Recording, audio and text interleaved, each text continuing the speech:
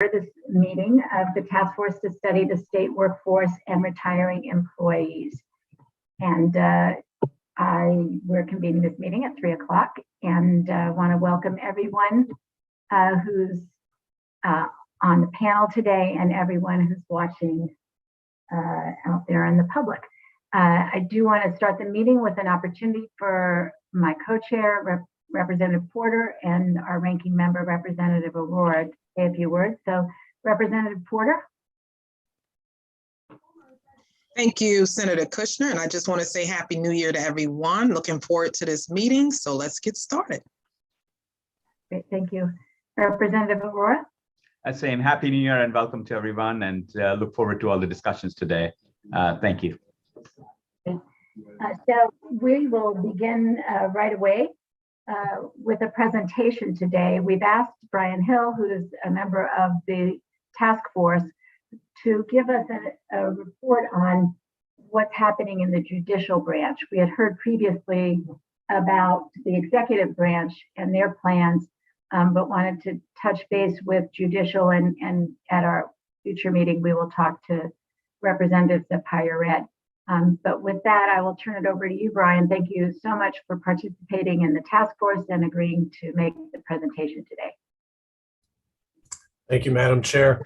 If my understanding is correct, I spoke with Devin yesterday. I am going to share my screen here in Zoom. And before I do that, just want to point out, I'm focusing this afternoon's brief presentation on really the two topics within the task force purview, and that's kind of an overview of our workforce, and then a little bit of information on work that we've been doing to look at coming retirements in the coming months, but also retirements that have happened recently within the judicial branch.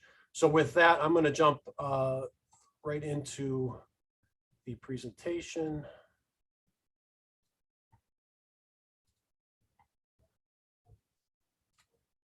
And I just want to make sure that everybody can see my screen. Okay, thank you.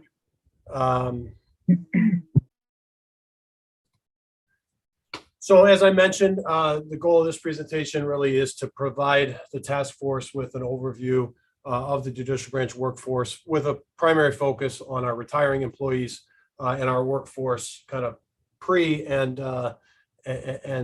post 2022 retirement wave. So I wanted to start with just an overview of the judicial branch as a separate and distinct branch of government. We have 3,603 full-time employees, 182 part-time employees. I'm focusing the substantive part of our discussion today on our employees who are part of the state employee retirement system. As you know, we have judges who are also appointees and members of the judicial branch, but their retirement system is governed separately under a separate system. And so I won't be addressing that part of our workforce this afternoon. We have obviously we have our Supreme Court that sits at the top of our organizational chart. We have our appellate courts, and then our superior courts throughout the state, made up of 13 judicial districts and 19 geographical area courts. And that's where all cases except for probate cases originate, which is in our superior court.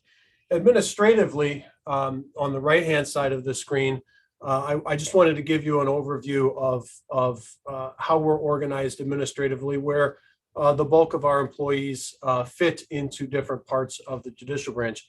Obviously, at the top of our chart is our Chief Justice Robinson, our Chief Court Administrator, Judge Patrick Carroll, and then we're organized by 4 primary divisions and also a information technology division, which reports directly to the Deputy Chief Court Administrator.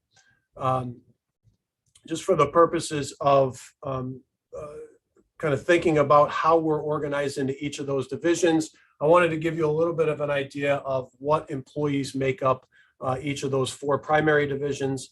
From the left-hand side, working our way over on the bottom, of the chart on the right side of your screen is our Administrative Services Division.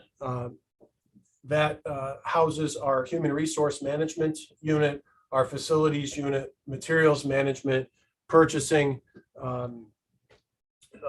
Financial Services, our Internal Audit Unit, and a small technology unit to support our administrative functions. Moving our way over to from the left to the right, we have our Court Support Services Division. This is about 1,300 employees.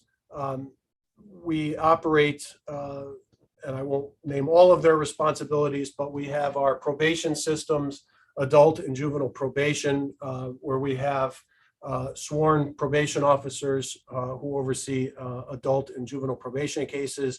We also have our two primary state detention centers for young people who are on orders of detention or otherwise sentenced to detention. We also have an infrastructure of administrative staff within this division who oversee a number of private nonprofit contracts that provide services to court-involved individuals, from young people to adults. We have a family services division that handles family violence cases and divorce and custody cases. We have pretrial bail services in that division, as well as a number of smaller components of the Court Support Services Division.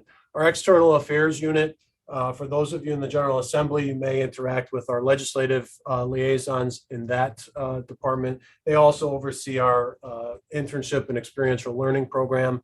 And then our Superior Court Operations houses the largest number of judicial branch employees, right around 2,000 employees who work throughout our courthouses around the state of Connecticut, in our clerk's offices, in our courthouses, in our support enforcement services, Office of Victim Services, and several other functions that are associated with our court operations. Again, that's our largest division, and they are stationed at our courthouses across the state. In total, we have about 70 facilities that house our 3,700, 3,800 employees throughout the state. And so with that, I just wanted to kind of provide you an overview of our workforce, just to kind of orient us throughout the discussion over the next few minutes. So the topic of this task force, and we've heard from folks at Department of Administrative Services, Mr. Herms, and at our last meeting, talking more about the state workforce, primarily our executive branch. We've been taking a look at this issue of the retiring employees in judicial really since 2017. And as we've discussed in previous meetings, that's that agreement, the CBAC agreement in 2017 brought about what we have come to know as the 2022 retirement surge or retirement wave. It's something that's been on our radar screen, judicial branch, really since 2017, when we've started to take a deeper dive into those retirement eligible, over the ensuing 5 years from 2017. And so I want to walk through a little bit about some of the analysis that we've been doing in the judicial branch that's helped to prepare us over the last few years for the retirement surge that has come and is coming over the next few months. We've utilized our current workforce data, and what we've done is we've tried to estimate the likelihood of retirement of those in our workforce based on a combination of age, years of service, and importantly, because we have large cohorts of hazardous duty employees, employees who are in the Judicial Marshal Service. About 600 judicial marshals provide courthouse security and transportation of those coming to court from Department of Correction. We also have our probation officers, adult and juvenile probation officers that are hazardous duty, and then also those working in our detention centers in Bridgeport and Hartford fall under that hazardous duty status. And as you know, that retirement eligibility for those in hazardous duty status is different than that of those who are in our different retirement plans that govern kind of our general employee base. So we've taken a look at all of those variables: age, years of service, and hazardous duty. And in 2020, we've taken that our workforce, and we've tried to put them into different buckets of retirement eligibility. And we assigned some different groups based on retirement eligibility into 4 different groups. So those that we've determined most likely to retire, and my color coding here will become apparent in a couple slides when I show you some visualizations of our workforce. But those who would be age 60 with at least 25 years of service in 2022, when we hit that kind of cutoff, or with at least 20 years of hazardous duty service, we've kind of put into the category of most likely to retire. Those age 60 with at least 10 years of service in middle of 2022, we have kind of marked as eligible and perhaps likely to retire. And then a third group that we've kind of categorized as those employees age 55 with at least 10 years of service who are eligible to retire in by mid 2022, but because of certain criteria that may reduce their pension if they take a retirement prior to their full retirement age, may be least likely to retire. And then we have our remaining workforce, and those are individuals that are currently employed by the judicial branch who aren't retirement eligible. And that doesn't mean that they'll be working for us from now until they retire in many years from now, because we know that people, as we've talked about in previous meetings, people separate from state service through transferring to other branches of government, resigning, or otherwise leaving our employment. So I want to put a couple of caveats on some of the information that I'm going to share with you in the coming slides. And I first want to emphasize that this was our best effort at estimating retirement. We know that retirement is a very personal decision for each individual, and we were looking at the variables that are most likely to influence one's decision point for retirement. And again, that's age, years of service, and then for many employees, a hazardous duty status. I also want to put the caveat on that when we were doing this work in primarily in 2020 with kind of our newest set of tools, we were operating under some estimates that went out through the beginning of June of 2022. And we know that that has since been clarified to include those who could also retire in July of 2022 as being kind of on that marker for being able to get in before the pension system changes. So our estimates are just that, and I share them really for the purposes of demonstrating some of the work that we've done to take a look at our workforce.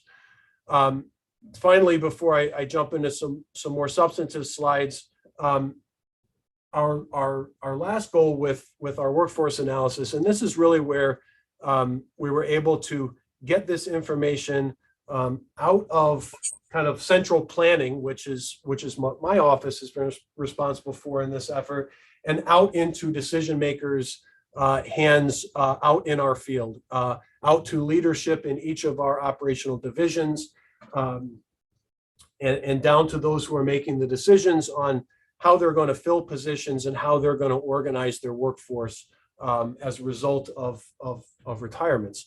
So we've disseminated information at division and even unit specific parts of the branch for planning purposes. with the ultimate goal of increasing our service continuity. We want to maintain the services and where we can improve our services moving through this period of transition. So when we take a look back at our workforce in 2017, we had estimated that based on the workforce in 2017, there were approximately 1,800 employees, or 46% of our workforce at the time in 2017 would be eligible to retire by mid-2022. And so that's now almost 5 years ago, now that we're in 2022. We looked at our workforce and almost half, based on 2017 workforce numbers, almost half were going to be eligible to retire by mid-2022. Fast forward to October of 2020, and over half of those 1,800 employees had already retired. So meaning they had left between 2017 and October of 2020. And so we didn't see everybody waiting till the last moment. And in fact, in some of the information that I'll present to you, we see, as DAS presented a couple meetings ago, a pretty steady stream of retirements since 2017, and in fact, elevated level of retirements than that which we had seen prior to 2017. So I am sharing a lot of information here, and I hope that this at least shows on your screen in a legible format. But I wanted to, so we talked about October 2020, almost half of those that we estimated in 2017 as being eligible for retirement had left by October of 2020. And by March of 2021, so this is just 8 months ago, based on our workforce in March of 2021, we had estimated that about 1,000, a little over 1,000 of our employees were estimated to be eligible for retirement on or before May 31, 2022. And that's that caveat that I put forth just a few minutes ago. And so the color coding that I talked about a couple of slides ago is really what I'm depicting on this chart. And so those who are most likely to retire of those 1,000 individuals, and you should see my pointer on the screen here. I'm trying to draw your attention to the upper left quadrant of this visualization here. Those in purple are ones that we identified in March of 2021 as the most likely to retire. There were about 347 individuals in the judicial branch who either were age 60 with 25 years of service or had attained 20 years of hazardous duty service, which made them eligible for retirement. And we were projecting that out through the middle of now this year, 2022.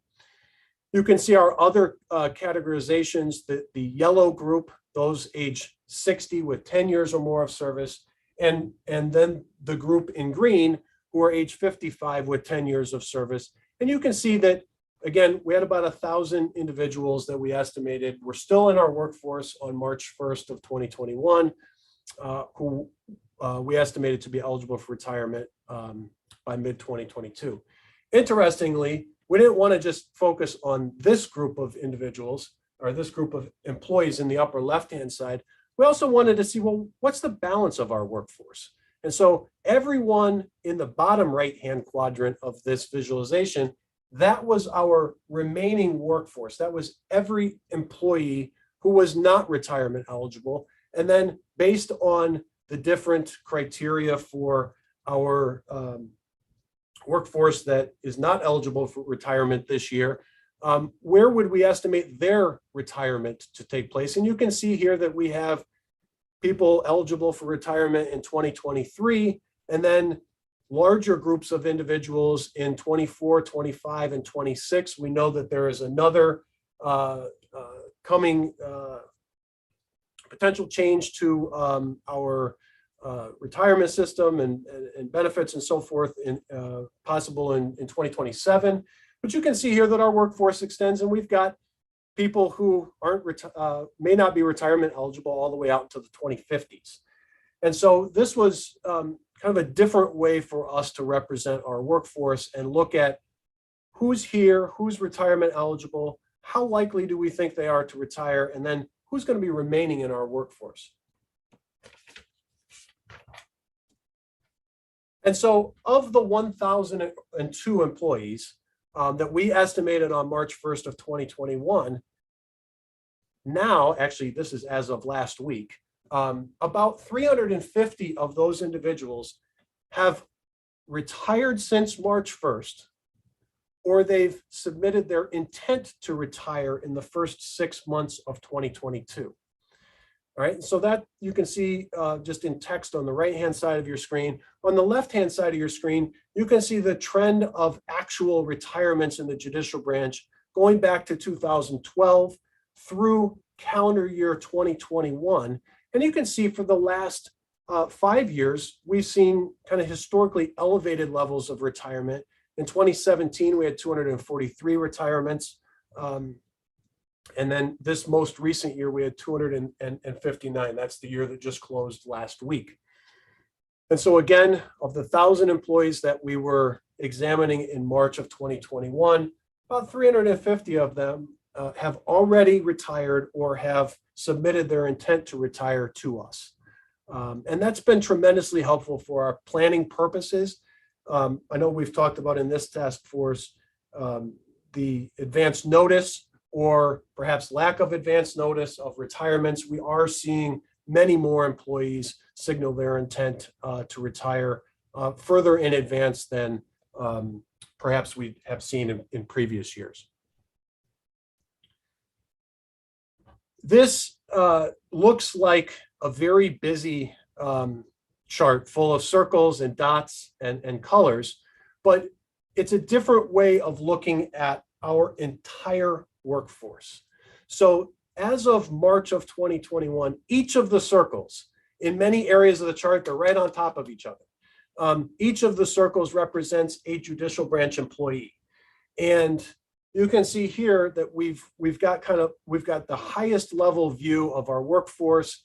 And as we look at the different colors, remember that purple is our most likely to retire, yellow is our next most likely to retire, and our employees represented in green here are that group that will be retirement eligible, but may not be the most likely to retire. And then what I find interesting for planning purposes is in blue, you've got our workforce that's not eligible for retirement. And you can see here, we've got people who work for the judicial branch in their early 20s. The bottom line represents their age as of mid-2022, and the left-hand side represents their years of service. And you can see here that we've got a very large remaining workforce of individuals who won't be eligible for retirement this year.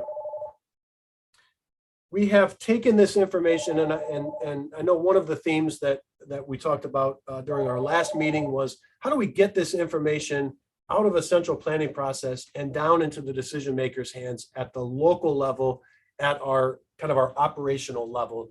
And so what we did in late 20 and early part of 2021 is that we took this information that you're looking at here, representing the entirety of the judicial branch, and we broke it down by each division, and then within those divisions, our key operational units, and provided our decision makers with information on their workforce. So in the administrative services division where I work, we have about 110 employees. So instead of looking at a chart of 4,000 or 3,800 circles, we were looking at 100, and we were able to visualize exactly what our workforce was here in administrative services. And we were able to do that for all of our leadership groups throughout the entire judicial branch. This is one of the examples of the ways that we've presented this information. If you remember in the very first slide that I showed you how we are organized within the judicial branch, one of the ways that we talk about our organization geographically within the judicial branch is to look at our judicial districts, otherwise known as JDs. And what this depicts is each of our 13 judicial districts, and then taking a look at all of the employees that fall into those judicial districts and which districts have high numbers of individuals who are most likely or somewhat likely to retire. And we were able to take this information and then drill down to wherever our leadership wanted to look at our workforce and look at vulnerabilities that we might have at local levels within our districts or even offices within our districts. And you can see the same color coding has carried through on each of the charts that I've shared with you. The last thing that I wanted to just summarize, and then I'm happy to take questions from the task force. And these strategies are strategies that have been talked about by previous presenters in our last two meetings. Things that we're trying to do to improve the efficiency of our recruitment process. We have initiated the recruitment process for many of our positions that we know are going to be vacated by retirements. We've initiated that recruitment process well in advance of known retirement dates to try to give us a pool of ready candidates, either from outside the judicial branch employee base or within our employee base where we're seeking to promote from within. We've increased the number of job classifications on what we call continuous recruitment, which is where we have a continuous advertisement to create an on-demand pool of potential candidates. We've done that in some of our largest job classes where we've had challenges getting applicants. So again, trying to increase that on-demand pool of potential candidates. Increase in the number of positions that our executive directors can auto refill without having to go through an extensive review and approval process. We've taken a look at in particular, some of our higher level information technology positions and taking a look at how we might allow in certain circumstances additional compensation to provide a more competitive salary. Again, that's been an area of emphasis for us in our information technology positions that have, in the current job market, have become increasingly more difficult to fill the higher the level of skill that we're seeking in a position. We initiated for the very first time in the history of the judicial branch a limited scope remote work policy done through policy and collective bargaining agreement with one of our larger bargaining units in September of 2001 that has provided some limited remote work opportunities in positions where that can be accommodated. And we've concentrated efforts on hard to recruit positions. I've just put a couple of them in parentheses here. I think I mentioned a couple meetings ago, our judicial marshals, our information technology positions, and interpreter services within the judicial branch have been difficult for us to recruit. And so we've engaged our advertising partners in trying to reach out to a larger pool of potential candidates through our job advertisements. And that's what I had prepared for you today. I'm happy to take questions. And if there's other information that you're seeking, I'm happy to provide it in a different way to the task force. Thank you so much. That I do know that one question that we always get that I might as well go ahead and ask you. Can you make this presentation available to Devin and he can share it with the task force? Yes, of course. I knew somebody would ask that if I didn't right away. Thank you for that presentation. It was it was exactly what we were interested in. I had a lot of questions prepared in advance and you've already really answered many of them. I wanted to ask a few questions about the relationships between the different branches of government. And I'm curious whether there has been any effort or any meetings to coordinate and share different approaches between the executive branch, judicial, and higher ed? Yeah, so thank you for that question, Madam Chair. And we certainly have had conversations with our partners in the executive branch. I know myself, within the last couple of months, have tried to coordinate with some of my peers in the recruitment efforts and trying to kind of share different ideas that we have in recruiting for some of those hard to recruit positions. In terms of kind of larger scale planning, certainly our labor relations efforts are coordinated between the judicial branch and the Office of Labor Relations. That certainly has has an impact on our workforce and other strategies that we're employing. I don't know if that answered at least part of your question, perhaps. It did, although, I mean, even to be more specific, for instance, in the executive branch, we know there was the use of consultants, the Boston Consulting Group, and I'm curious whether in advance of that or at any time during that process was there, sort of a structured meeting between judicial and executive branch managers that are working on this. That's sort of what I was trying to get at. And then I have a second question, and I see a lot of hands. I want to ask folks to think about their two top priority questions, because with all these hands, we want to get through as many as possible. So I will ask, I don't know if you want to clarify any more than that on the issue of coordination. Sure. So we as the judicial branch were not a participant in the Boston Consulting Group report process. And much of what I presented today was part of our internal review of our workforce to look at this retirement, the kind of onslaught of retirements. But, certainly, our administrators are working with and in consultation with, executive branch administrators, but we were not a participant in the Boston Consulting Group report. And my second question goes to the diversity report, the study that we heard from Dr. Al-Kaldri at our last meeting.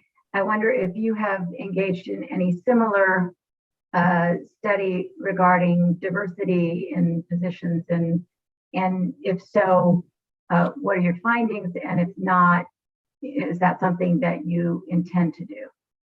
Yeah, so we do, as a branch of government, we do have an EEO plan that is published every 2 years. And interestingly, Dr. Al-Kaldri's presentation, mirrored, I think, a lot of that which is standard in EEO plans. And so we certainly have that available. Our most recent EEO plan was published in January of 2021, and that's something I can forward on to the task force. Definitely the issue of diversity in our recruitment and hiring has been part of our strategies.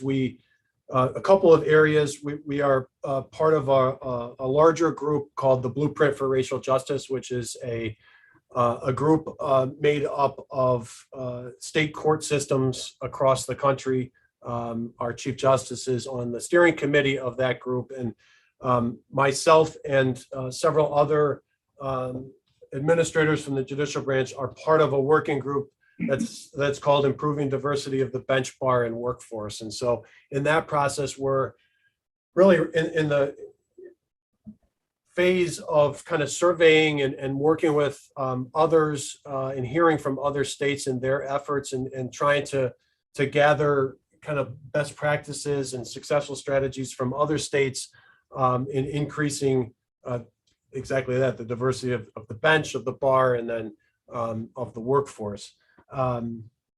We have worked with our advertising partner on increasing kind of the penetration of our job advertisements into diversity networks, of trying to get information on our job process, our job recruitment process out to people of color.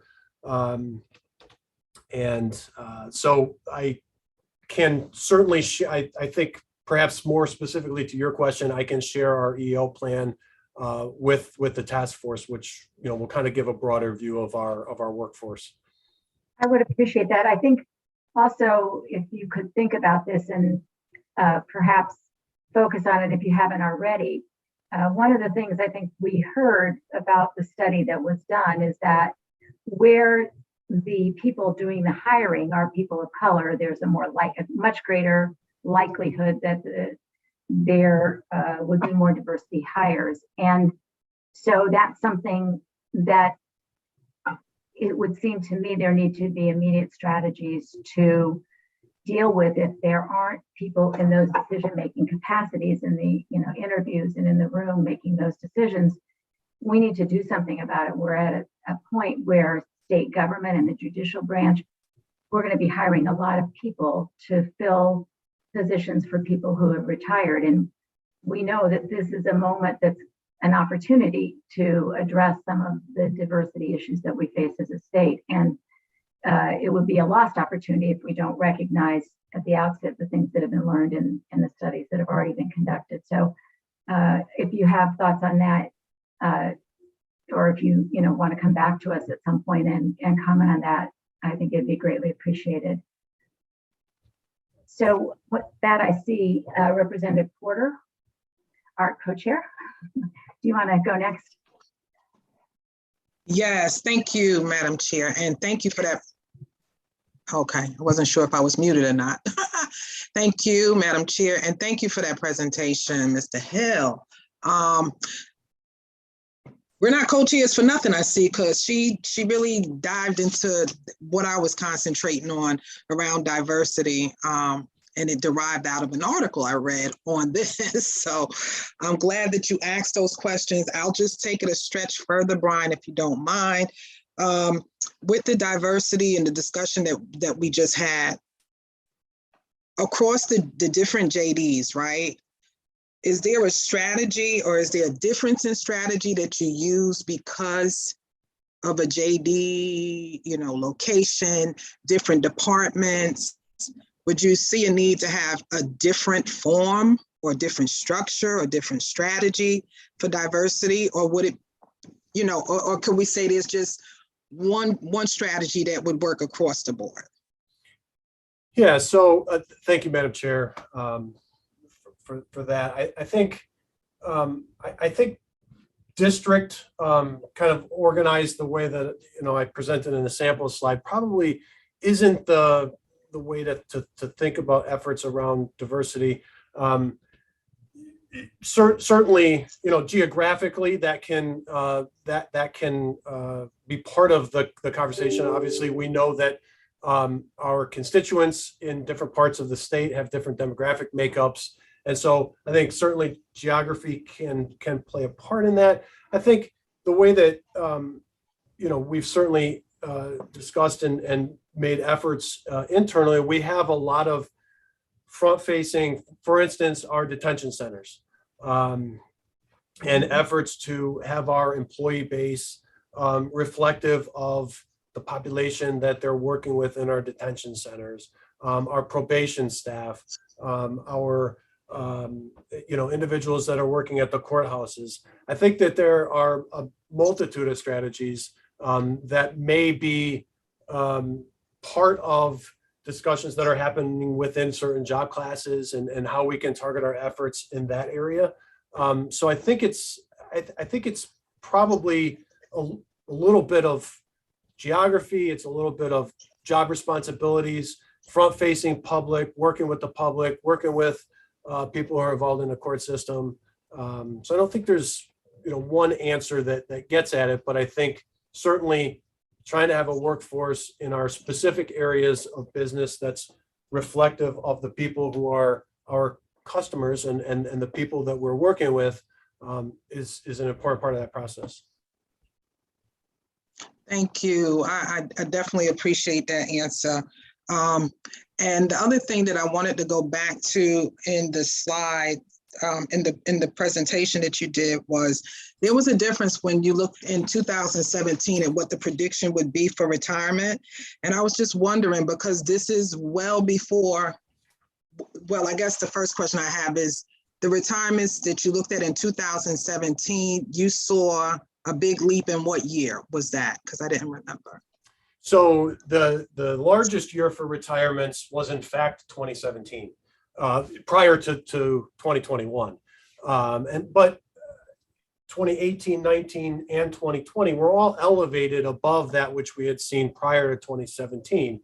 And I think, you know, as we saw in 2021, and as we've already seen by individuals who've signaled their intent to retire, you know, the first 6 months of this year are going to be definitely elevated above trends from the past. So yeah, I think we've, you know, all of the folks that we estimated as being retirement eligible out of our 2017 workforce, they've been retiring over the last 5 years, and we'll see kind of the end of that retirement wave.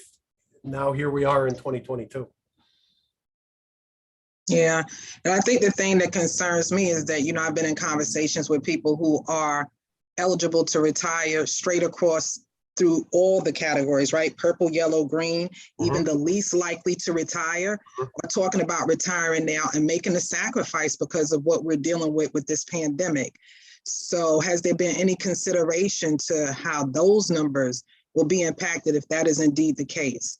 Yeah, you know, Representative Porter, I think, you know, I can speak anecdotally to that because I don't have hard data on exactly the reason why people are choosing to retire, but definitely anecdotal. I mean, the past, it's hard to believe we're coming up on 2 years of this, has certainly been, I think, a catalyst for people to think about this process. And certainly I've heard from people who perhaps otherwise wouldn't have retired, who are contemplating or have already retired because of, you know, the stress that the last couple of years has put on everybody. And unfortunately, now here in January of 2022, we find ourselves in another really difficult phase of this process. So, you know, other than to acknowledge definitely the sentiments that you shared, yeah, I you know, I think for some of the reasons we talked about, I think during the last meeting, the pandemic has I think changed considerations for a lot of people, perhaps in both ways. Yeah, well, thank you. I do know a few people that have actually done it and said they were going to do it, and then they said, I did it, you know, and they're off. Those were my 2 questions. So I'm going to stick to the rules, but I may be back. Thank you, Madam Chair. Thank you. Next, I see Representative Aurora. Thank you, Madam Chair, and thank you, Mr. Hill. That was a fantastic presentation. It was a feast in terms of numbers and in terms of the depth. I really appreciated that. I think there were a lot of questions that were on our minds, and I think you just went into details and you gave some really good nuance. I have 2 questions. My questions first is, can you give us a little bit about the best practices you're using or for the transition processes? Because when I circled, you know, on my sheet as to what our focus needs to be here, of the 4 things, one was transition. Are we ensuring, and within transition, you know, time people are giving for the actual before the retirement? Can we encourage folks to kind of, you know, do it earlier rather than later if they're going to do it, or give a 6 month, you know, and so on and so forth, as you know, transitioning the duty to the next person, especially if this is a managerial post, so that they have the capacity to kind of step into their role. Do you have any best practices, or how are you? Is that a challenge, especially now 2017, 18 were big, and have you set up some processes which perhaps can be mirrored? Yeah, so thank you for that question, Representative Aurora. Appreciate it. So, you know, I think when you talk about transition, and I heard you highlight, you know, managerial positions, and I think that one of the biggest shifts that we've had, and I've coming up on my 20th year with the judicial branch. And I think, this is, probably an experience throughout government. We tend to fill positions after a person has departed, right? So there's an announcement of a retirement, there's a recruitment, but the new person doesn't start necessarily before the person who's retiring actually leaves. And a lot of that has to do with kind of budget controls and not having two people in a single position and kind of other processes, I think, that we've tried to address over the last few months, and certainly as we head through the next 6 months, is recruiting for positions, particularly in management, in kind of the key leadership positions, to where there can be perhaps even an official overlap period. And that's not something that we have done in the past, simply because this retirement process had been much more drawn out over a number of years. So I would say that recruitment in advance of known retirements, or even if they're not known for certain anticipated retirements, that's been one of our key areas of focus, particularly in leadership and management positions, so that there is that transition period. There's also limited use of temporary worker rehire programs, where we can kind of assist in people who are retiring, having a transition period on a temporary basis to help ease that transition to the new employee.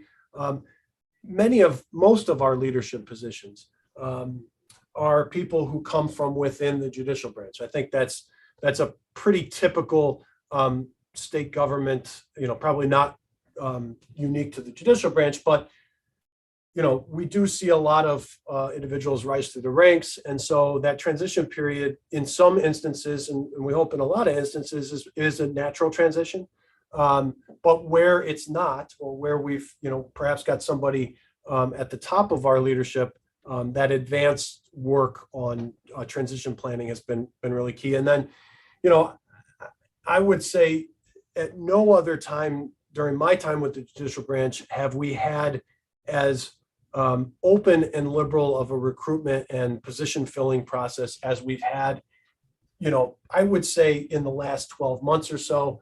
2020 was a very, very difficult year for a lot of reasons. I know that folks on this task force know the challenges at the beginning of the pandemic and the uncertainties of 2020 that brought to our financial budget, recruitment, all of those issues. But I think in the last 12 months, we've had, I would say, a lot more local discretion in terms of filling positions, and trying to cut through some of our bureaucratic steps in that process. No, I appreciate that color. That's really helpful. And the recruitment point which you raised is obviously extremely important.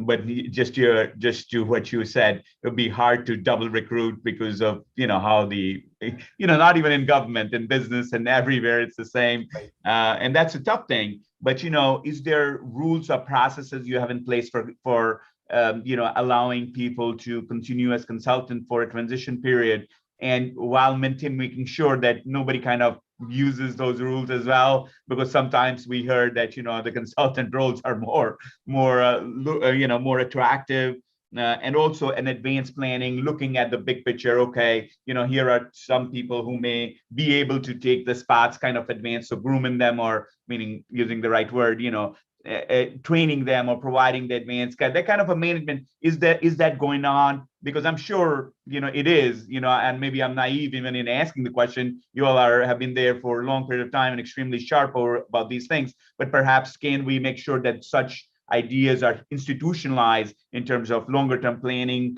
and also some degree of consultant retainment to ensure that bureaucracy doesn't come when you need to do that? Yes, Representative. I'll kind of just summarize it by yes, all of the above. And what you mentioned in terms of making sure that we have very tight controls on the temporary kind of transition period where you have somebody who's retired, who's back providing some transition planning. That's really, really important. And to try to avoid some of the pitfalls of some of the things that you mentioned. But I do think it's going to be something that we institutionalize moving forward. And, as soon as we get through the middle of this year, we'll be looking with an eye toward 2027. And, Wow. and I remark quite, often in conversation with folks, it's, I've seen, it seems about every 5 years in state government, we see these transitions, and it's not always exactly 5 years, but we can go back at various marker points over the last 20 years and kind of look at these transition periods. And I think there's a lot that we can learn, hopefully learn and institutionalize moving forward. My quick second question here, I'll keep it shorter, is that in terms of technology and process improvement, because one of the things as we kind of move to as I would say, in some sense, maybe a more newer work, I want to use the right term, a younger workforce perhaps, or a different workforce, because, as I said, in my age, using emails, there are folks where emails is, and they're forced where using an Oculus is very tough, and all of we keep moving on and on, and is there focus that of both from training as well as inculcating process improvements or technology? Because also, when somebody's doing a role and there is a process role, you don't want to change that role, especially if it's working. Even when somebody in the management can say, well, we could have the process in a different way, which would either not necessitate certain situations, or even just because of technology, it would get done very differently. Right. We saw obviously the Department of Transportation kind of really redoing the entire process where somebody doesn't have to come into, you can online, issue a license, drivers. And I thought that was fantastic to think about those kind of things. Is there somebody in government, in judiciary, who's thinking about that whether it be pulling up certain cases or data or information that, we not only do the incremental thing, we're saying, hey, instead of printing it out, you can download it, but much more second generation where, the whole process is a different level. Is anybody thinking about that? And are you all doing that? Yeah, so this is an area that is great interest to me, and an area that at various points in my career, have been involved in process improvement through the use of technology. So automated systems, is a big part of, I would say, not just central planning with, across our entire branch of government, but at each area of our business. We've got, people who are embedded in our divisions, who are technology experts, analytics, data analysis, process improvement. I think kind of the forward-facing improvements in court process that technology has brought about over the last decade or 15 years, probably. I think we've seen a lot of that accelerate over the last couple of years out of necessity, but also because we have a terrific information technology division, an entire division that's devoted toward technology within the judicial branch, and that's improvements at processing cases and supervising cases and working with people who are involved in the court, working with attorneys and so forth. So I'm very confident that there's kind of a forward-looking plan in terms of kind of building on the advancements that we've made over the last 10 or 15 years. Thank you, and that's very helpful. And if there's anything which you would suggest that we include in the work in our in the recommendations related to workforce improvement, because it looks like your department is doing a lot, it would be really good so that we can move it across either as a guideline or a suggestion as to how to use while these changes are happening in the workforce, to kind of use process improvement through technology. And thank you, Madam Chair, and thank you, Mr. Hill. That was really very, very fascinating and very in-depth. I appreciate that. Thank you, Madam Chair. Back to you. Thank you. And before I go to the hands that are up, I do want to recognize Representative Master Francesco, who is here as representing the GAE committee. I know our chairs of GAE, both Senator Flexer and Representative Fox. Representative Fox was here earlier and had to leave for another meeting, and Senator Flexer had a schedule conflict as well. So, but we do appreciate their attendance here. And anytime you have a question, Representative, please let me know, because we would be happy to hear from you or comment. Let me move to the speakers list. I have Christian Spencer, followed by Dan Livingston. Thank you, Madam Chair. And thank you very much, Mr. Hill, for your presentation here. I think it's really helpful how your organization is taking a forward-thinking approach to this, and being able to break down these retirements into subcategories is something that should be replicated at the executive branch level. It's something that was very helpful here, and I think when we're talking about succession planning is also helpful for, as you said, just getting this information down to departments and to subunits there. And so my question kind of goes along that line is, so have you either at that level or the central office level looked at the different retirements that are upcoming in different areas and thought about seeing how to provide the services you're looking to provide by either consolidating roles or putting more manpower in specific areas? Has that been something you guys have been looking at as you've been going through this process? Yeah. Yes. Thank you for that question. That's a terrific terrific question. So what I presented to you today was static PowerPoint slides. So I didn't have any kind of ability to interact with the data that made up some of those charts, but what we were able to do kind of in a live fashion with our different leadership teams was to utilize those visualizations, and we were able to hover over each of the dots and would pop up, this is, Susie Smith in this department, who has this many years of service.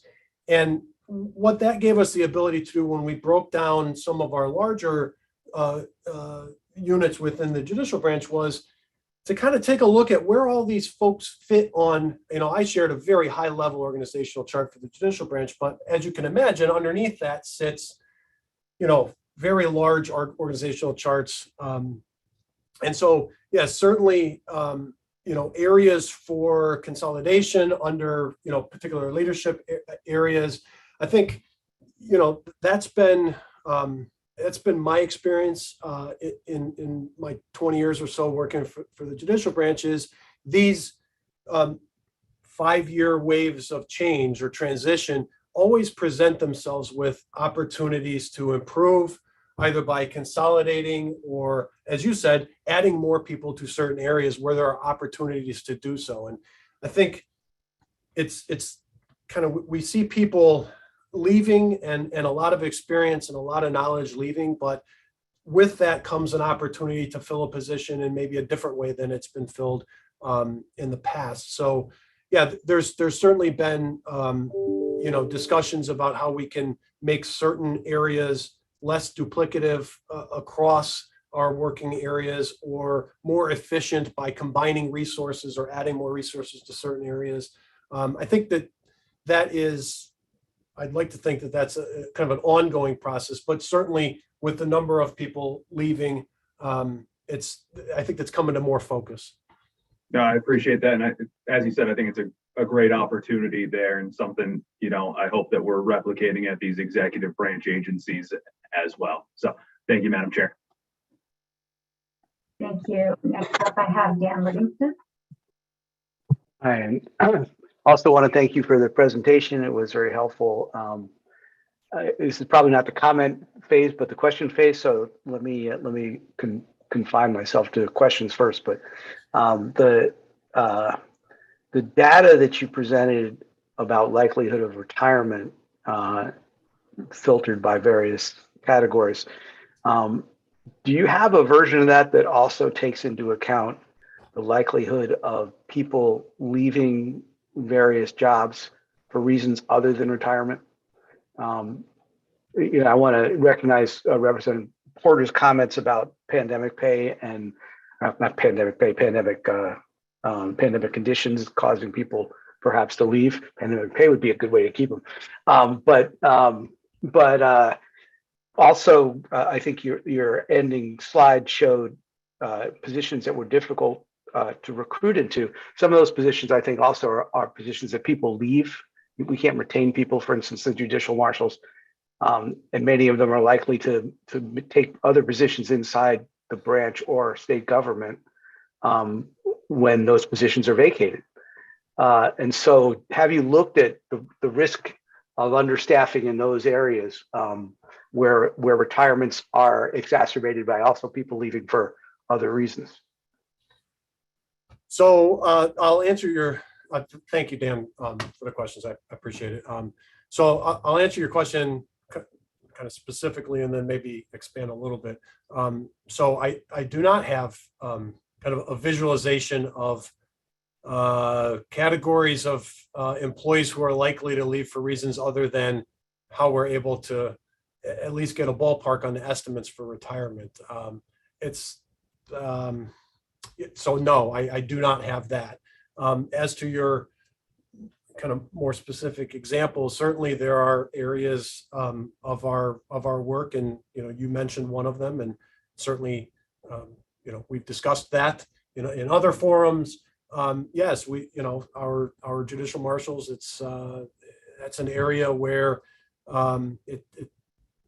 our marshals take jobs in other parts of the branch where there are other opportunities or better opportunities, and then certainly opportunities outside of the judicial branch as well.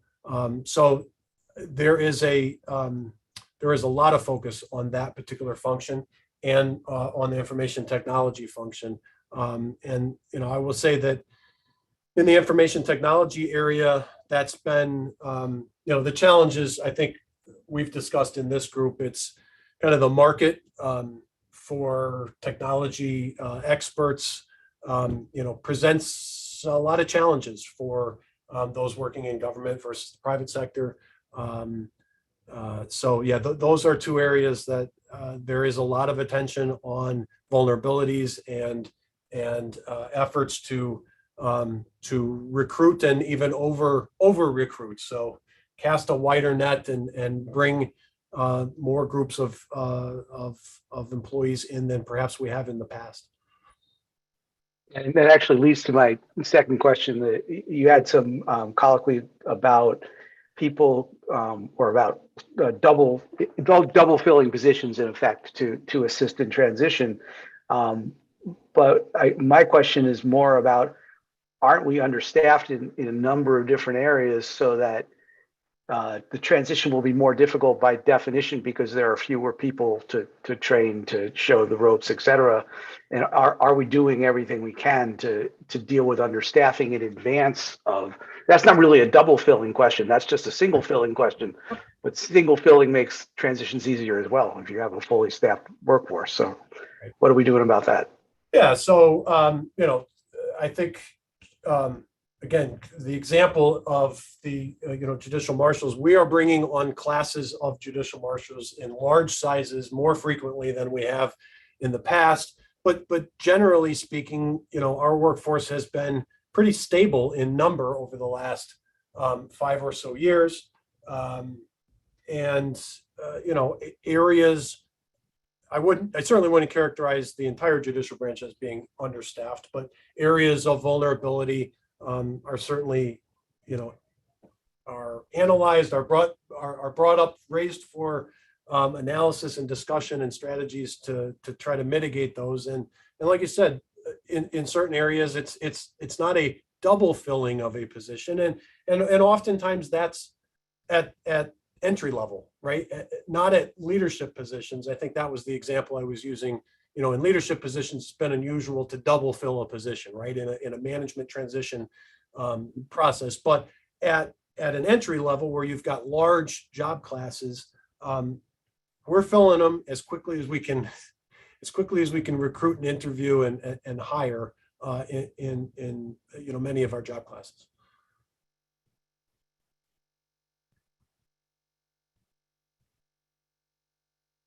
Thank you. Was that it, Dan? Okay, great. Next up, we have Well, actually, we have Monica followed by Dr. Al-Qadri, but I do want to note that we have an additional member joining us today. She's quite charming, and it's always nice to see a young face on our Zoom screen. So, Monica. Hi, yes. This is Amelia, and she's my intern for the day, and she loved the colors on the presentation. Welcome, Amelia. Yes. My question was, and I apologize if you touched on this during the very beginning of the presentation. I hopped on a couple minutes late. Are there any judicial training programs, like kind of picking off of our conversation from last meeting? Yes. No, Elmo, 1 second, please.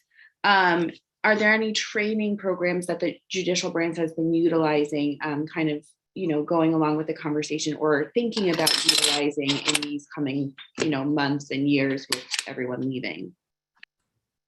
Yeah, so thank you, Monica, and hi, Amelia. I'm glad you like the colors in the charts, and thank you for joining us. We spoke at our last meeting, and I think spoke very specifically about the Aspiring Leaders Program. The judicial branch has traditionally sent a number of employees through that program over the years. We do have a leadership education program, which we call LEAD, and a supervisor's education program, which is SEED. And I could certainly get more information to the task force on those two programs, which are relatively new. I would say in the last 3 or 4 years, we've instituted those training programs for people who are aspiring to be leaders in the judicial branch or supervisors in the judicial branch. And those have kind of training tracks that are part of those programs, where we have employees who are recommended by supervisors or who express interest in those training programs, who can go through, think of it as kind of a course schedule of different training opportunities to prepare them for supervisory or leadership programs.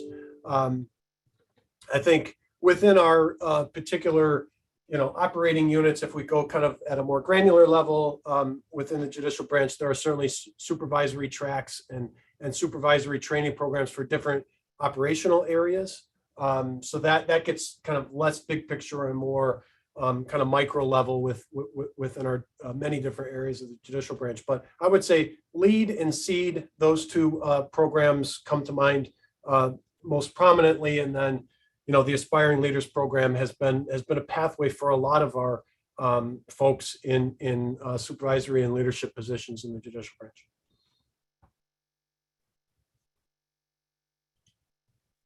Okay, I think that was it for Monica and Amelia. But I have next Dr. Alcott. Senator Kushner, thank you, Mr. Hill, for a really good presentation today. I really like your classification system that you had, and I think that would be really good to get for everybody in the state workforce. I mean, all agencies it would be good to get that information for everyone. The question that I have is, do you, first of all, the Employment Equity Commission, the EEO, the Equal Employment Opportunity Commission data or reports that we do are different from diversity plans, right? So this is a certification that we are not in legal trouble with discrimination, and one is a diversity goal that's aspirational about attaining certain diversity levels. So I don't think that one substitutes for the other. Both of them are important in organizations usually. The question that I have is, would you have data on the status of representation in the judicial branch, different position types and diversity within these, and the data for the last 5 years of hiring, since it looks like you've done a lot of hiring? Yeah, so kind of the static look at the workforce, certainly we would have that information available. The 5 years of hire, certainly all of the data is available. How, at my fingertips it is, that's, probably another set of analysis, but, I was certainly interested in the analysis that you presented and was thinking of, okay, how can I kind of parallel that, not obviously with the data set that you were using, but with our employee data set of, 3,800 full and part-time employees. So it's certainly possible, yes.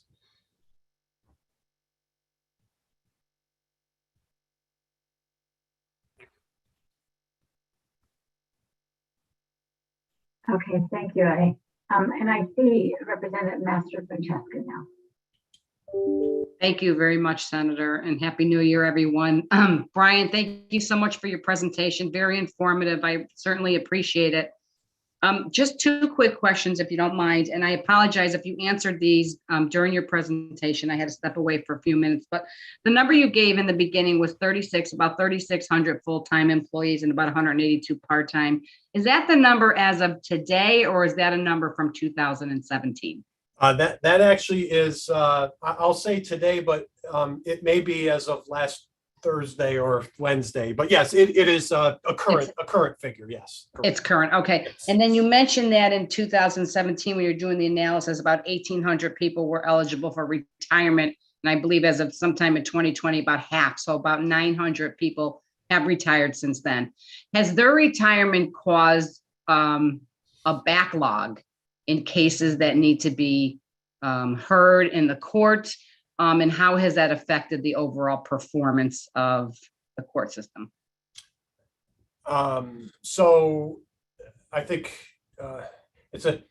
thank you for the questions, Representative. I appreciate that and the feedback.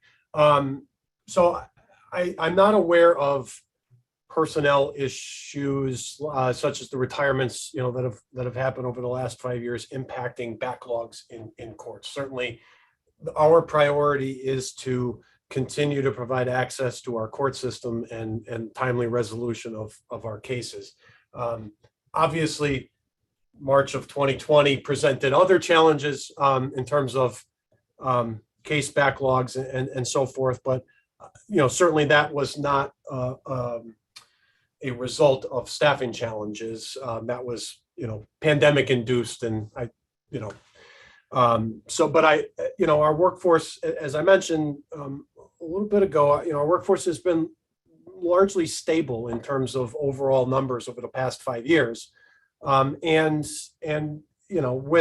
With some fluctuation up and down in the number of retirements of the last 5 years, it's stayed in a pretty, narrow band of, a couple hundred people per year. So some years a little lower, some years like this past year a little bit higher. So I don't see that staffing over the last 5 years has presented a particular challenge in that area. And that, thank you very much for that answer. And the 3,600 full-time employees that we have now, is that about an average number consistent over the years, maybe over the last 10 years? I mean, 5-6 years ago, was it around that number? Yeah, so just kind of, ballparking, for the past 6 or 7 years, it's been right around between 3,425 and close to 3,700. If we go back to 2008, 9, 10, 11, we were closer to 4,000 employees. And that I would say that represented kind of a high water mark for our full-time permanent employee workforce. But over the last 6 or 7 years, that has remained in a fairly narrow band of total employees. Okay. Well, thank you very much. It's nice to hear that because of the retirements recently that you're still running efficiently. It's good to hear that. Well, thank you so much, Brian. Thank you, Senator Kushner. Appreciate it. Thank you. And I don't see any other hands, but I do have another question, and it's not related directly to your presentation, but one of the other areas of interest and responsibilities we have at the task force is to look at the managerial salary compression and the issue of healthcare costs. that has, resulted in recent years in, in outcomes that we're not interested, that are not helpful, like people being demoralized, discouraged, leaving for other opportunities.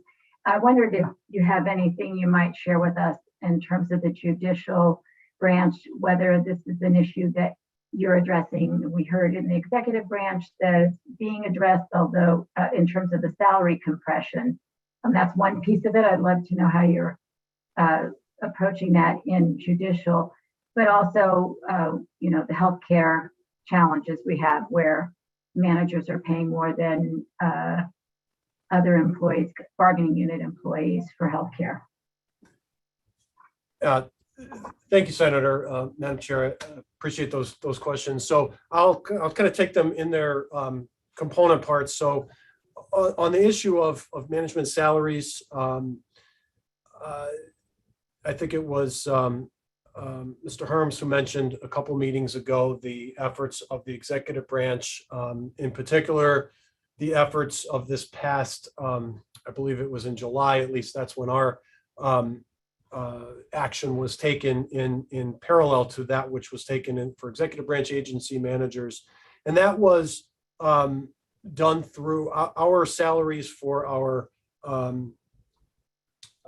management employers, or those who are excluded from collective bargaining, are largely set by the Supreme Court, and the Supreme Court votes on our salary schedules. And in July of 2020, we took the same action that the executive branch took with their management employees, and that was to analyze the past 4 or 5 years of salary increases that were provided to our employees in collective bargaining, and essentially implement a catch-up of those salary increases that took place in July of 2021.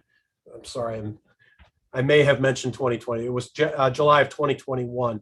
And so that the pieces of that were to provide a cost of living increase that was not provided in previous years, to provide a one-time lump sum payment that was consistent with that which was provided under the CVAC wage contracts, and also to provide annual increment considerations as well, step increase considerations. And then to take that a step further, but also to mirror that which the executive branch did for their management staff, we have codified our intent to essentially keep pace or mirror that increases that are provided to those under collective bargaining. So I would say in that regard, our actions were exactly the same as those were implemented for the management employees in the executive branch. As to the issues of healthcare costs, that's an issue that we share in that that phenomenon, that our management employees do pay more than employees who are covered under collective bargaining in terms of cost share premiums. It's certainly, I would simply be repeating the concerns that were shared a couple of meetings ago. It's certainly an area of concern for our management employees, but it's not something that's within the judicial branch's purview to correct. So, but it is certainly a concern. Thank you for that. It's good to confirm what one would expect to hear. And so, you don't want to take it, you don't want to assume that that's the case, but I'm not surprised at your answer. So thank you for sharing that. Are there any others? So we have gone through the questions, and I know, Dan Livingston, you mentioned you had some comments you wanted to make. So why don't we move to the comments section so that anyone who wants to share can, and I see Representative Porter wants to lead off with that.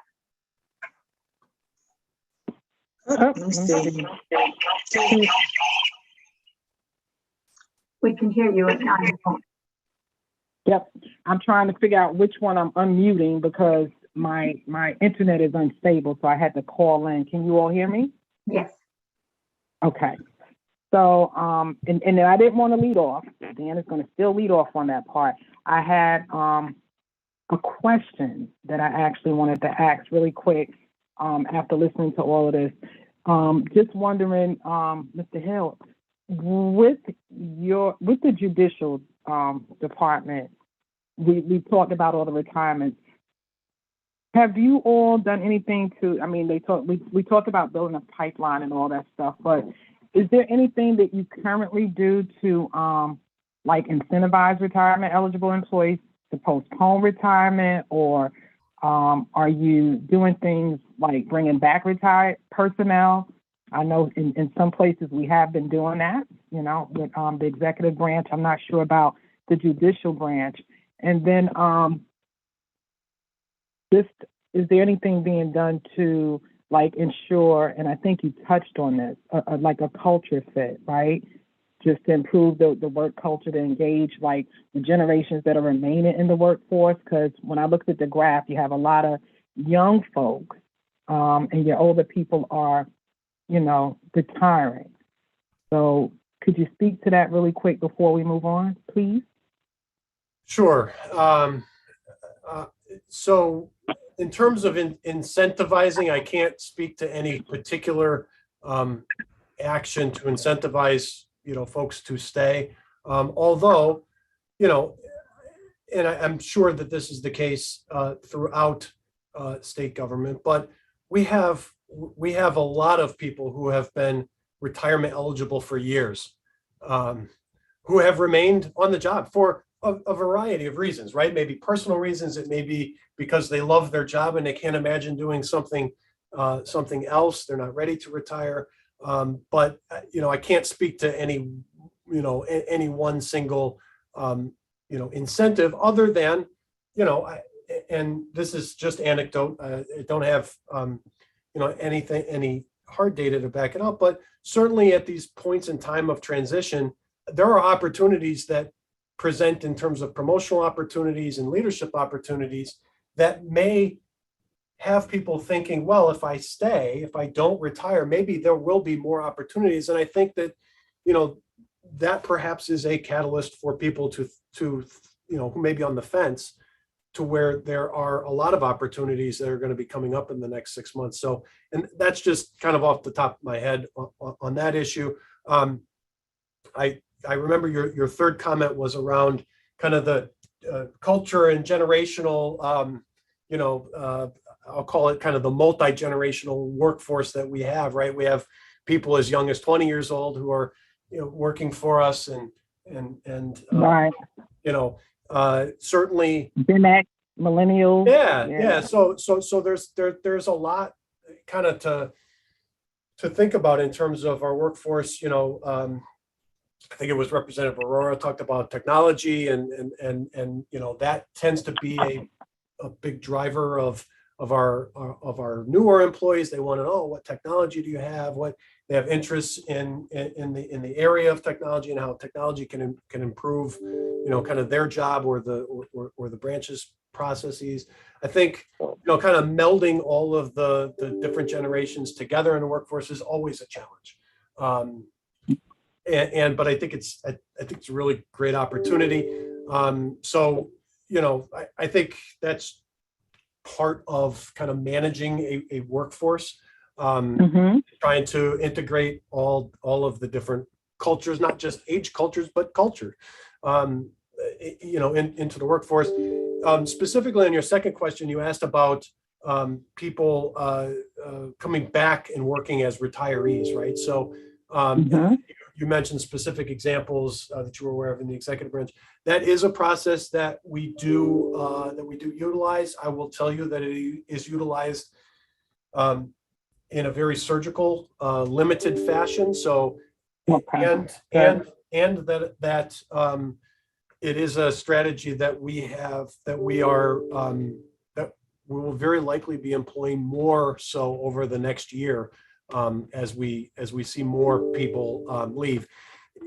I think that it's important when we utilize that type of approach to keep it time limited, to keep it focused on, you know, I use the word deliverables, but a very succinct, you know, kind of plan to transition a particular responsibility or to train somebody on a particular task or managerial task. So yes, limited in scope, but where necessary, and I think it is going to become more necessary in the coming months, and we will certainly employ that in our toolbox. Yeah, and I mean, the reason that I asked that is because I think, you know, a valid point was made earlier about, you know, the need to facilitate the transfer of like critical knowledge, right, between employees as you build your succession plan. And to also make sure that we're hiring, you know, like we have a lot of young people coming out of school, out of college, saddled with debt, they're looking for jobs.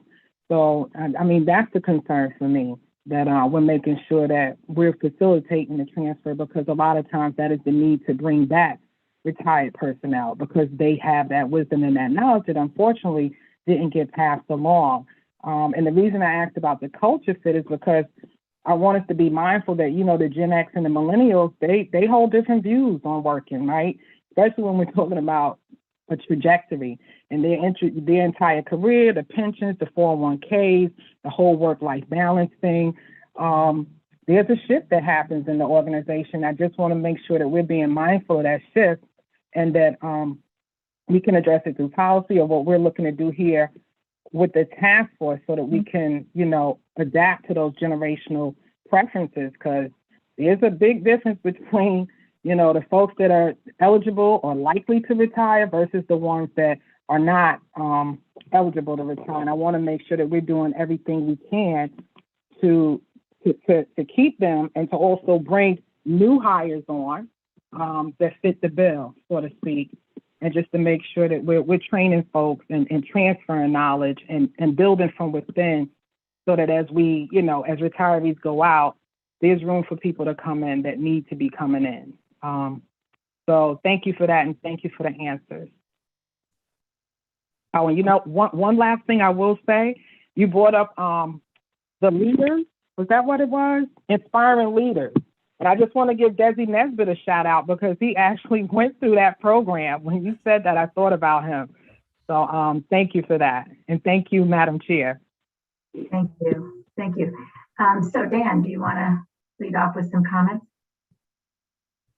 I'm just sort of struck by, you know, if we take a step back for a second, we're in this moment where we have a workforce that has many frontline workers in judicial, but also throughout the state, who are obviously particularly burdened by the pandemic. I believe the first state employee to pass away from COVID was actually a judicial branch employee, and so we have a group of folks tremendously burdened by the pandemic. We have a number of positions around the state subject to continuous recruitment and still tremendously understaffed. We have a situation where, in general, throughout our state and our country, there's a workforce shortage. It's hard to recruit in general in these times, and we have a situation where we face a disincentive to continue working as a result of a set of pension changes, which were not designed to encourage people to leave. That was not their purpose. And so it strikes me we really have to think creatively. Frankly, the 2022 changes are not written in stone. We've encouraged the administration to think about win-win ways to mitigate those changes so that we do encourage people to stay instead of encouraging to leave. It makes no sense to encourage people to leave at a time of workforce shortage. And so, just that alone is something that we ought to be thinking about. And I do think as we look at the risk, we have to not ask ourselves what's the risk of the 2022 changes, but what is the risk of the 2022 changes exacerbated by all these other factors that we've talked about. And if we don't do that, it's going to end up being much worse than we expect. So that's the That's my comment. Thank you, Dan. And I do appreciate, I was thinking about Jonathan Coelho, who was the first victim to COVID, and he came from, his family still is in Bethel and New Milford. And so these are my neighbors, and it's devastating loss. And so I really appreciate you mentioning him. He was in my thoughts as we were speaking about the impact of COVID on the judicial branch. And I appreciate your comments as well, Dan. I think that when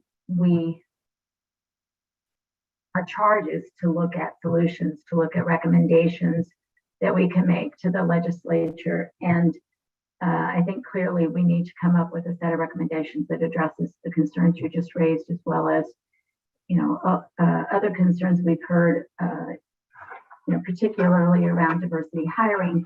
And so, in this agenda, I would like, I'll call on, anyone who wants to make a comment before we do this, but I do want to sort of summarize some of the solutions or recommendations that we've heard in the last several sessions, and then just so they're at the top of everyone's mind, and then ask that people, add to this list that we've already compiled, and start thinking about it as we look.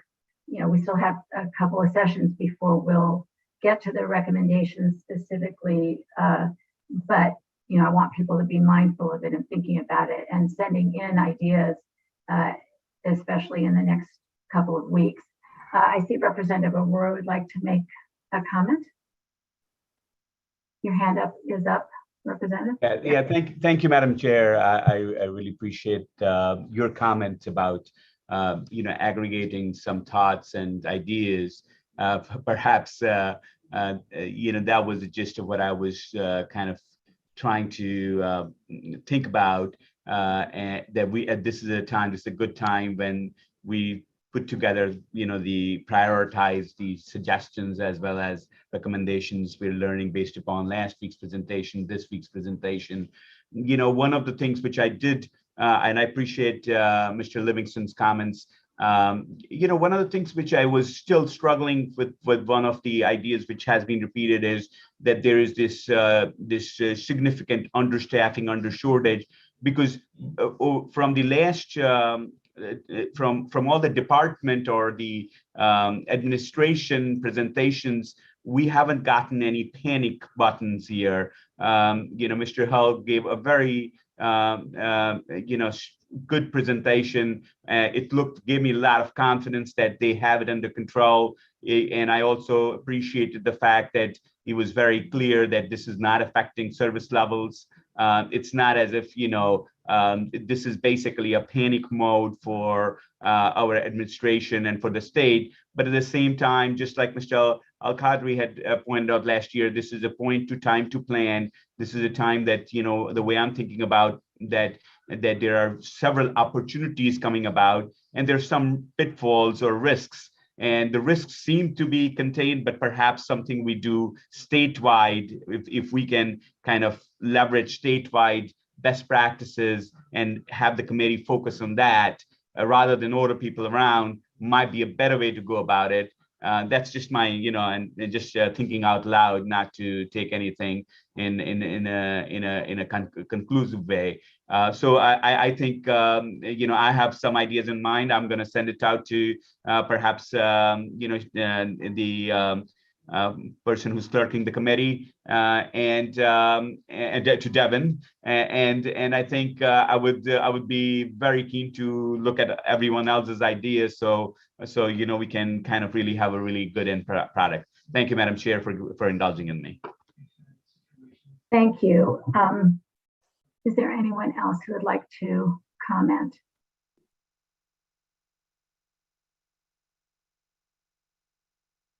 Okay, give me 1 second.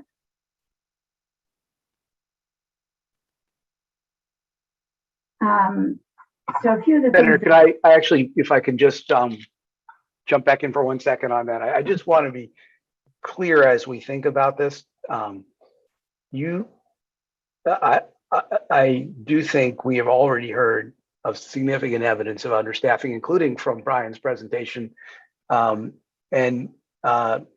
that doesn't mean that every single department is understaffed or unable to recruit, but it only takes, if you're in a healthcare institution and you don't have enough nurses, it does damage to the hospital, even if it happens you have enough doctors, or vice versa. Or if there aren't enough judicial marshals to provide safety in the courthouses, it may still be that most of the time we still process cases. But if it turns out that an incident happens and people are hurt, you can't fix that. So I don't think what we heard is overall there aren't, to me, I'm stunned by the number of different places where we can't recruit and we can't fill positions, and almost all the time that affects even the other departments that are filled, because it is one integrated whole to provide the kind of services that the people of our state depend on. So I just want to be careful about making too many assumptions from what were, I think, generalized comments from a few presenters. I certainly didn't hear Brian say that there was no understaffing issues. He answered the question, yes, we can still process cases, which, other than with COVID, which is a different question.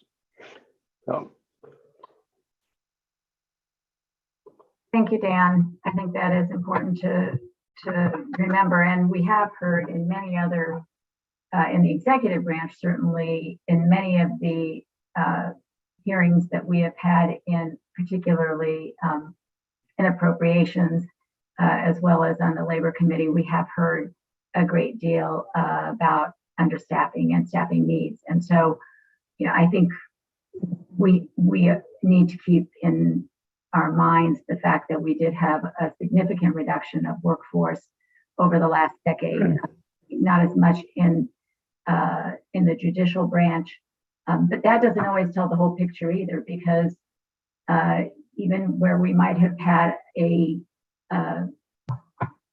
level employment, we have a growing population and growing needs. And so it is hard to address it by just looking at it as a comparison to what did we have 10 years ago, because we actually know from the census that our population has grown in the last 10 years, probably more than was reported.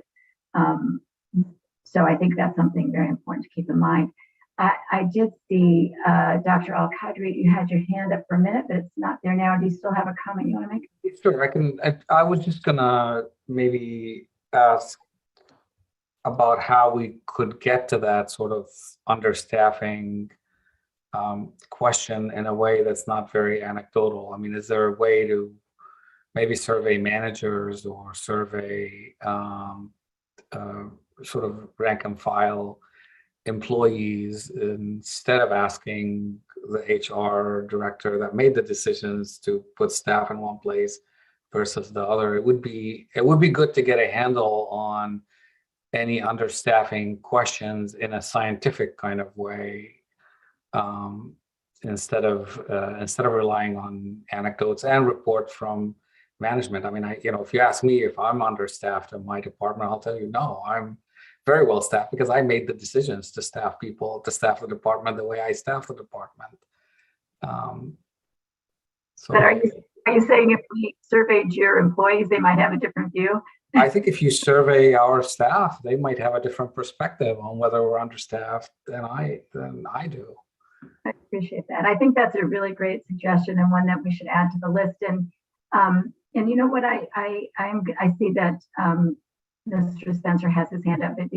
I would like to encourage you and all to put into writing. It can be very brief. It can just be a bullet on your ideas, like the one you just had, Dr. Al-Qadri, for work we can do going forward, recommendations we can make, and maybe we'll put that on a future agenda for the next meeting. In the meantime, I do see Mr. Spencer, Christian Spencer, you have your hand up. Yeah, and I just want to quick point off of both Dr. Al-Qadri and Mr. Livingston's points here is, the difference between a, shortage or just an area that is constantly needing to be filled. Just because it's something that's in an area of constant recruitment doesn't necessarily indicate the shortage in that area. And that's something for us to, off of Dr. Al-Qadri's points, if that's something we're going to look into to make sure that we're mindful of the distinction of areas that are having significant shortages where, there needs to be something addressed the appropriations level or whatnot, or if there's just different positions that there's difficulty getting people in those spots. Thank you. And I see Representative Aurora. I wanted to just jump into to make a nuance here, that there's two elements. One is that we have concerns from retirements, which is the thrust of the study. I think there is a separate big thing going on in the real world out there, which I think Mr. Livingston referred to, and we have kind of heard separately, that there is a shortage of labor, of people to fill various kind of spots, specifically certain spots. For example, technology and nursing, very hard, right? And so I just think we need to isolate those things, that from our perspective, there's not much we can do about it, or even if we can as legislators or as leaders, there's very different set of things. Perhaps encourage more attractive, education programs and trainings and all those kinds of things. It goes through tax policy, fiscal policy. It's a very big different issue. But but it's a real issue. I totally appreciate Mr. Livingston's point of view, that I'm sure that there are areas where we are having a tough time retaining, hiring people, and we are in this rat kind of a total race to basically you hire a few, you lose a few, you hire a few, and I could see that some part of management would tell us that. But I think it's important to keep those things separate. We got a situation where we can address, and we are being asked as a job in this committee to really address the retirement kind of issues. Let's just focus on that. And while really agreeing and respecting the fact that there are other shortages as a result of both the pandemic as well as labor tightness in our country, which to some extent is labor tightness is a good thing because it leads to better negotiating power for labor and worse off for the employer. But that's a different discussion for a different time. And as a result, I think we should nuance and focus on the retirement aspect. Back to you, Madam Chair. Thank you for that comment. I do want to suggest, however, there's a relationship between understaffing and the retirement, increased retirement that we anticipate for this year, because I think it was said by other presenters, including Mr. Hill, that there is that relationship. If we already have a problem in a particular area and then we anticipate greater number of retirements, that is going to have an impact. So, I see our charge of this task force to really, in the broadest way, make recommendations and look at the whole picture, which I think has been stated by a couple of the members of the task force, that these things are interconnected, and I appreciate the opportunity for us to hear from as many people and gather as much information as possible. So we will take a look at that going forward. We'll try and do it in a way that helps us to understand the retirement challenges that we're going to face. I did see Representative Porter has her hand up. Thank you, Senator Kushner. I just really want to agree with what you just stated and everything that was stated prior to that, and to really make a differentiation between the fact that correlation and labor shortage, I think, are not necessarily the same thing, because a lot of people are talking about a labor shortage. And just in what Brian has presented, I don't see it as a labor shortage. I see it as a wage shortage, healthcare shortage, the things that the millennials and the Generation X are looking for. So I just want us to be mindful of that. Like there are things that are going to drive this, and you just said it yourself, Representative Aurora. There's going to have to be better pay, better packages. Like we're going to really have to step up in the way that we look at hiring people and what we're offering people, because I think one thing this pandemic has showed people is what their priorities are and what's really precious to them. And it is time. And I think that people feel like they're not getting paid enough for the time that they're spending on a job, and they're actually having to work 2 and 3 and 4 jobs. So let's be mindful of that. Like when we talk about the shortage, there are plenty of people out there biting at the bit to go to work. They're not excited to go to work because they're not making enough money on one job to take care of their family. So that's the thing that I want to just put out there as well. Like the shortage is real. And yeah, we're facing some serious decisions to be made here. And I think our charge should be to recommend what we needs to be based on the whole picture, and everything that we're talking about. And it's very intersectional, and there's a lot of moving parts. So I just wanted to put that on the record for clarity that, the shortage is real, but it's not labor. We got plenty of people out here willing to go to work. Thank you, Madam Chair. Thank you. I don't see any other hands, so I will suggest that we take up these issues at the next meeting. And I know we are looking to bring in someone from higher ed. We may want to hear from those who are able to address the issue of understaffing, and we'll work on looking at folks who would be best placed to do that. I think the most important thing to remember, and these will be my closing comments, and then obviously I will ask if the other ranking members and Representative Porter want to make some closing remarks today. But I do think that, we are concerned about retirements. We're focused on understaffing and retirements. But the reason why we're focused on this is because we are concerned about the ability of the state to deliver the services that the people need. And that's what we have to keep in the forefront of our mind. As an employer, we have an obligation to work toward diversity and equity. And I think that that is a key element of what we've been discussing here. And we are sitting on a great opportunity to move our state forward in that regard. And we don't want to blow it.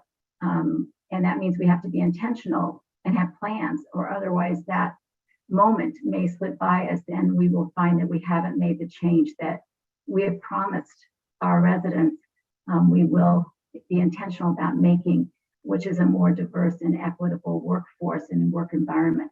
And so I think that it's just good to remind ourselves that these discussions are critical to delivering the service to the people of Connecticut, and the obligation we have to make sure we do our best to get that job done. So I appreciate everybody's input here. It's been a very thoughtful discussion today.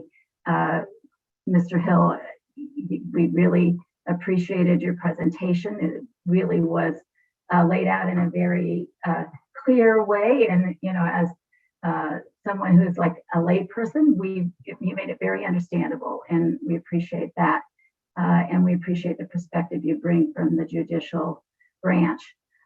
But with that, I will ask if my other ranking members or my co-chair, Representative Porter, do you want to make some closing remarks?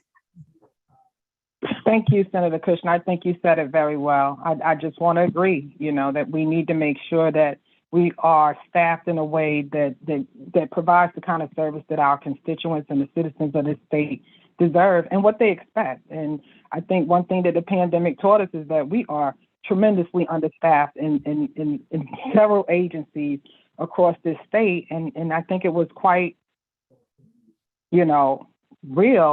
made real or made realer, because I think people know this, in the way that we were not able to adequately address the needs of people during this pandemic, and I'm thinking about DOL in particular because we're the labor chairs and we understand what we all went through. Every last one of us, no matter what side of the aisle we sat on, we had to deal with unemployment issues. And folks were mad at DOL and the agency, but DOL was understaffed before the pandemic. And the pandemic just really exacerbated and highlighted the fact that they didn't have the staff they needed to get the work done. And I don't think it's fair for us to, always talk about the inadequacies. I'm tired. Please forgive me. But I think that we really need to keep that in mind, that this is really about the people that live in this state, pay taxes in this state, expect services from us in this state, that we are giving them the qualified, employees that they deserve to get the work done. And on the flip side of that, we are taking care of the employees that are coming to work every day for a hard day's work. They deserve a good wage, a decent wage. And we need to make sure that we're doing what we can as we are faced with this retirement tsunami to bring in those qualified people. And I think we can do that. I think we can provide what we're looking to do here with equity, with diversity, with integrity, with all of that. So I really want to thank Brian again, Mr. Hill, for your presentation. You should have been a teacher. Yeah, you did a great job. And just thank everybody for making the time to be on this task force. Looking forward to the continued collaboration to get this done. Thank you, Madam Chair. Thank you. And I see Representative Aurora would like to make closing comments. Yeah, thank you, Madam Chair. Thank you, Mr. Hill. Your presentation was great, and also give us a lot of confidence that you have the analysis as well as the strategy really in control. Thank you very much. I think we have heard these discussions are fantastic, and anything and as much as I would have expected or exceeding many expectations. We got to focus on transition, and we got to get our ideas together on technology, on making sure that we provide the training, use this to make sure, certain elements of improving diversity in hiring. At the same time, I do really have to reemphasize that, there are certain management processes which we need to leave alone. We need to leave alone the fact that the world is a different place with tight labor markets, and we need to leave alone that labor DOL did not have a piece of technology ready, which they should have ready years ago. And so that is more an implementation technology. Mission creep, I've seen that happen in organizations. I hope we don't have it here. But I do really appreciate all the input here. This is an exciting as well as a very interesting thought process here going on. I love the intellectual processes here, and I hope to have more discussions on these, and would definitely be sending in some more written input to the chair as well, so that this can be included. Thank you, Madam Chair, and back to you. Thank you, and Representative Master Francesca. Thank you, Senator. No really closing comments. Just thank you, everybody. Very informative. There was a lot of good information, a lot of good ideas, and feedback and comments that I appreciate. I think we all learn different things from everybody every day. So it's great information. Thank you very much, Senator Kushner. Thank you. So with that, we will adjourn this meeting of the task force, and we will, I want to announce our next meeting is in 2 weeks. I'm trying to pull up my calendar real quick to make sure I have the date correct, but it will be at the same time, and that would be on January 18th. So January 18th at 3 p.m. And we look forward to hearing from you through emails. We will get out to all members of the task force anything that is sent to our clerk, Devin Smith, and I know Brian had said he would get us the presentation that he made today as well. So thank you all for joining us, and I look forward to seeing you at the next meeting. Take care. Thank you.